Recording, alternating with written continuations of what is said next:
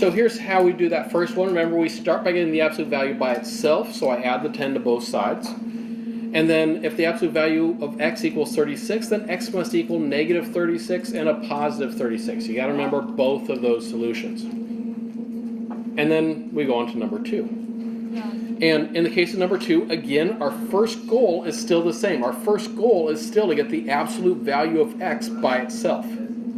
It's just in this problem, there's two things in the way. There's the 4 that's being multiplied, and there's the 5 that's being added. And just like when we're solving for x, we want to get rid of the addition and subtraction part first. So subtract 5 from both sides. That gives us 12 equals 4 times the absolute value of x. And then I need to undo the 4 times the absolute value of x. So divide both sides by 4. And again, note the notation here. The absolute value of x equals 3. X equals plus or minus 3. Notice when we have the plus or minus and when we don't. All right, and so for today's new material, we're going to be remembering how we divide fractions. Now remember earlier this year, we've already looked at multiplying fractions and we looked at reducing fractions. Dividing fractions are actually not any harder, it's just one extra little step in there. But you'll have this because we've already taken the time on the other stuff. So because you can multiply them and because you can reduce them, you can divide them no problem. Okay? Now, first of all, in order to divide fractions, there is a specific method. And this is the one thing we have to remember. The first fraction stays the same. The second fraction, we flip it upside down. And when we flip it, we change the division to multiplication. I remember this now. Now, some of you, when you've seen this in the past, your math teacher who loved technical terms said, oh, it's easy, you just multiply by the reciprocal. Huh? What does that mean? And then most people end up saying, oh, great, what's that mean? Well, multiply, of course, that means we change the division into multiplication. The reciprocal of a fraction is where you flip it upside down. So the top goes to the bottom, and the bottom goes to the top. So this is technically actually multiplying by the reciprocal. Just, you don't have to know it in those terms. You just have to know change it to multiplication and then flip it upside down. One other thing I'm going to mention with this, there's a couple people who at some point have gotten the idea that we should cross multiply in order to divide. No. Cross multiplying is a technique that is used when solving a proportion and only when solving a proportion. There's ways you can make that technique work in division, but it usually ends up being a 50-50 proposition because we end up putting the wrong thing on top half the time.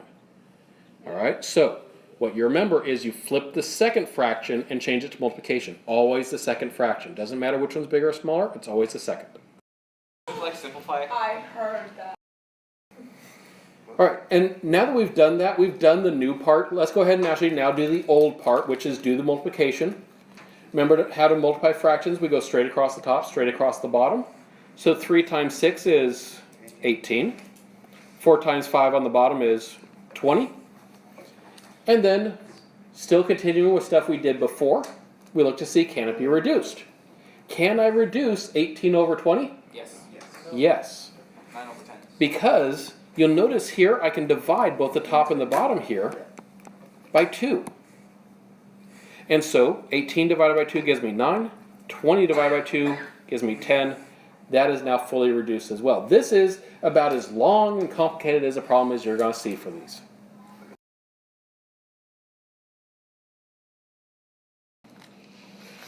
All right, so for this first one here, if I'm going to do 1/3 divided by 1/6, the first thing I want to do is flip the second fraction, always the second fraction, and change the division and multiplication.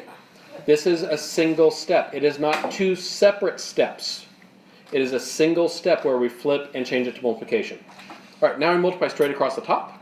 1 times 6 is 6. And then multiply across the bottom. 3 times 1 is 3.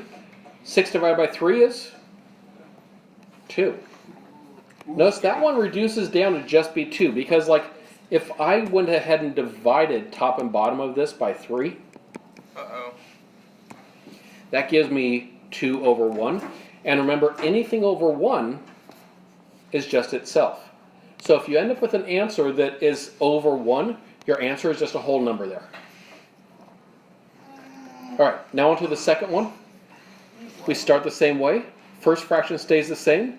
Second fraction flips upside down. First one stays the same. And then we change the division to multiplication. All right, now go ahead and multiply. 1 times 8 on the top is 8. 3 times 4 on the bottom is 12. Can we reduce that fraction? Nope. Yes, we can. Why? We can divide top and bottom there by 4. And so that gives us 2 over 3. That does not simplify any further, so we know we're done. There's your final answer, 2/3.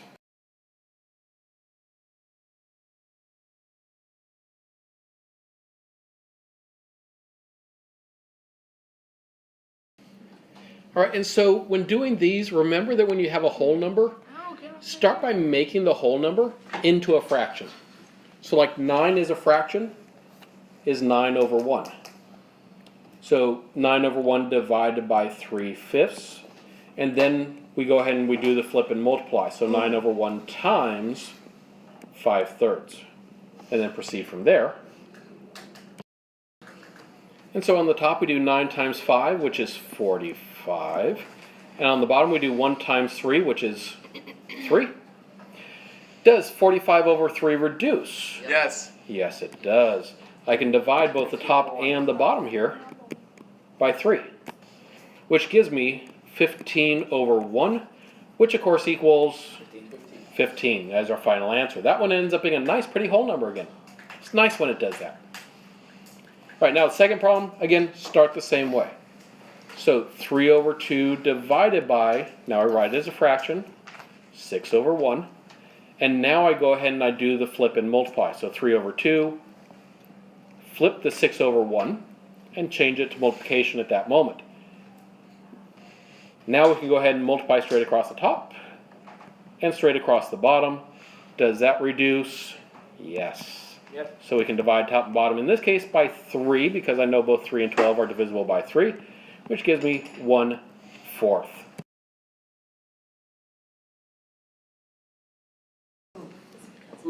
And here's the last two straight up division problems that we're going to be doing here together.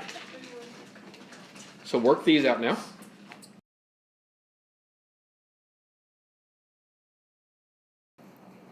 All right, so on that first one, there you can see the work. We get an answer of 4/3, which I want to make you observe one little thing about that. If you ever do 1 divided by a fraction, notice the answer is the reciprocal of the original. That is, if I do 1 divided by a fraction, I can just flip that fraction upside down for my answer, because it was 1 divided by it. It only works with 1. All right, and then on to the second.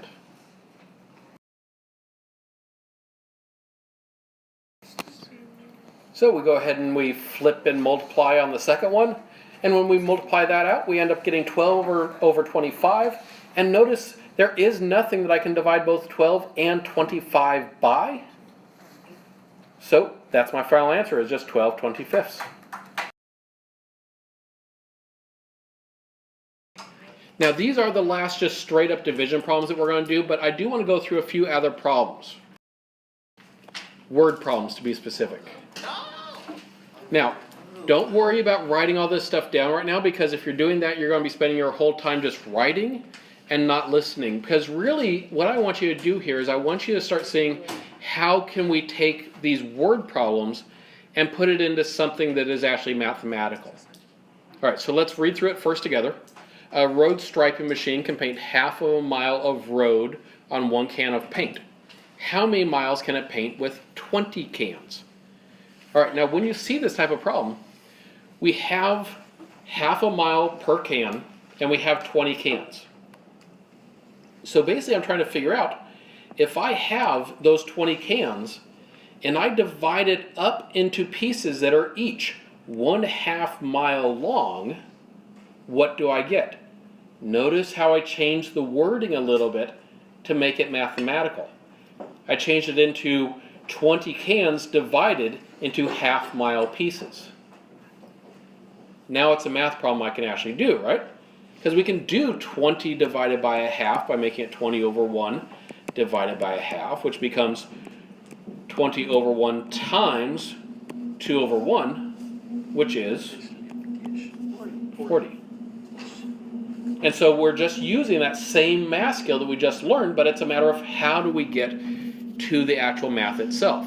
So we're going to take a look just at a couple more problems just to kind of see these and see how they can work. So, second word problem. Let's read through it together here. A piece of wire is 3/4 of a meter long. We want to cut it into pieces that are each 1/8 of a meter long. How many pieces will we get? And so cutting, anytime you're seeing that cutting taking place, you should be thinking again, division. Now what am I starting with in this division? I'm starting with a piece that is 3/4 of a meter long. Whatever we start with goes first. And now that's being divided into pieces. Now sometimes you're dividing by the number of pieces, and sometimes you're dividing by the size of pieces. They both work the same way. In this case, the size of the pieces is what we're dividing by. It's the 1/8. So notice that when we set this up, this is always our starting amount, and this is what we're dividing it into. All right, and then we could again do the math from there. So 3/4 times 8 over 1 becomes 24/8, which means that reduces down to 3, so they would be able to get 3 pieces out of that. At least if I had written it down right. Where did I make the mistake? Can you find the mistake? Yes. No. Because everyone ends up making mistakes. Can you find the mistake when it happens, though? No, it's gonna be hard. Good, yeah. For some reason I wrote 3/8 back here. Okay, so I got to go and correct that now. So that means everything else after that, I'm going to erase it. That's what happens when you make a mistake like that. Change it then to 3/4. Okay, now we can go ahead and multiply. 3 times 8 on the top, okay, that's still the 24. And then on the bottom, though, now it's over 4. Okay, so 24 divided by 4, that gives me 6. Okay, that is now the correct answer. But, you know, it is worth taking a look at those mistakes. When we make them, how do we deal with them? Notice you erase everything up to that point, make the correction, then rework from that point. All right, last one.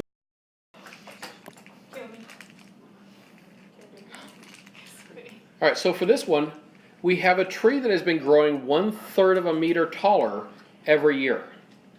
It is now 9 feet tall. How old would that tree be, assuming it's been growing by that same amount each year? No, it's gonna be. But let's change this here. This is more a typo than anything. I want this tree to have been 9 meters tall. We don't need to be doing meter conversions here. Okay, the tree is 9 meters tall. All right, so what you should find here is that we know it's currently a total of 9 meters tall. So 9 is my starting value that I'm going to be dividing up into pieces. And each of those pieces was 1/3 of a meter. So it's basically saying if I take the 9 27. and cut it up into pieces that are each 1/3 big, how many 1/3 would it take us to get to 9? 27. All right, and so then we go ahead and we do the work. 9 over 1 divided by 1/3 becomes 9 over 1 times 3 over 1. That's 27 over 1, or in other words, 27 Years old. years old.